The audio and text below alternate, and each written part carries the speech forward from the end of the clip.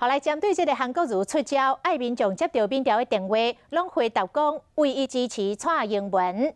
蔡总统来回应讲，不管是民心或者是民调，民众拢表达的自由。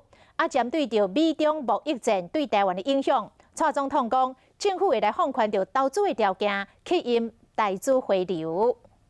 台北金融科技展正式启动。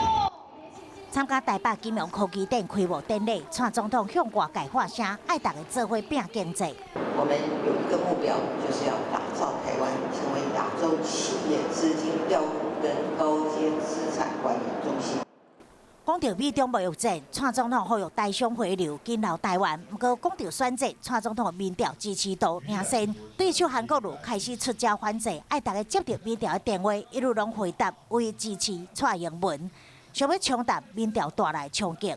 我觉得不论是民心还是民调，都是人民自由意志的展现嘛。民调好的时候，我们更要去全力的冲击。民调领先的蔡总统老实在在，但是韩国瑜一直出招，向蔡总统落战书，要求公开辩论。蔡总统呛下韩国瑜，这是投票市场。他大概没搞清楚，我又不是第一次参加总统大选，每一次总统大选我都有参加辩论，倒是韩市长给人感觉是一个逃避这个高雄市议会这个质询的一个市长。除了拿赢攻击，连台北市长郭文哲拢加入战叫，呼吁唔通加票投蔡英文。不过民调持续领先的蔡总统也是稳稳的拼选战。